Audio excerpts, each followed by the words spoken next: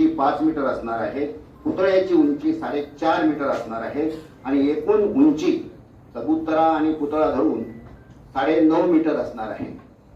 Street furniture, street lighting आणि doctor Babasaheb आंबेडकरांच्या जीवनावरील महत्त्वाचे प्रसंग इथं आपण करून आपण हे दोन्ही चौक आपण सुशोभित करणार आहोत. हे झालं आपल्या भडकल गेटच्या पुतळ्याबाबतचं. पुढे जो नगरपालिकेसमोर वेळोवेळी आंदोलने केली होती. 1.5 कोटी रुपये त्या ठिकाणी मनपा आयुक्तांनी त्यासाठी मंजूर केले होते. परंतु नंतर जसं साहेबांनी त्यामध्ये पुढाकार घेतला व त्याहून मोठी रक्कम म्हणजे जवळजवळ 5 कोटी रुपये त्या दोन्ही पुतळ्यासाठी 5-5 कोटी रुपये मंजूर केले. त्याबद्दल साहेबांचं अभिनंदन. परंतु त्या पुतळ्याची बाबासाहेबांची पुतळ्याची जी उंची आहे ती त्यांच्या नावाप्रमाणे जे काही तेलंगणाला झाले, जे काही विजयवाड्यात झाले, अशा प्रकारे आपल्याला ती उंची ठेवता आली तर चांगलं होईल.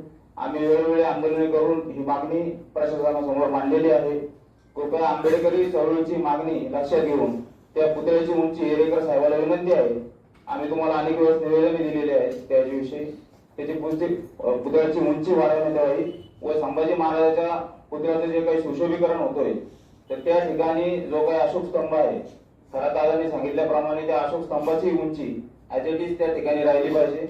कारण की काही वर्षापूर्वी त्या चौकामध्ये एक मोठा वाद होऊन त्या पुतळ्याची त्या ठिकाणी हे झालं होतं आणि आपण एक सेटलमेंट म्हणून त्या ठिकाणी ती अशोक स्तंभाची प्रतिमा त्या ठिकाणी लावली होती. तर तिचा कोणत्याही प्रकारचा अवमान न होता त्या पुतळ्याच्या बरोबरला अशोक स्तंभाची उंची पाहिजे. व मीटिंग बोलवण्याचा उद्देश होता आपल्या सर्वांची ओळख पण त्या निमित्ताने होईल.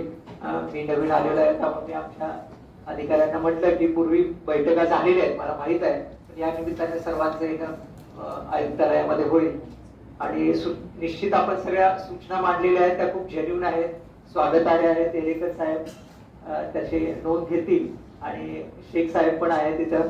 तर डेफिनेटली ज्या सूचना मांडलेल्या त्याचा नोट घेतली जाईल. आता जरा लाईटर नोटवर सुरू करतो. बरेच चळवळीतले कार्यकर्ते आहेत, मला कोण सांगू शकेल का की बाबासाहेब आंबेडकरांचा जो त्या ठिकाणी बाबासाहेबांनी जनतेला पाखेत संविधान आहे त्यावेळेस सत्याग्रह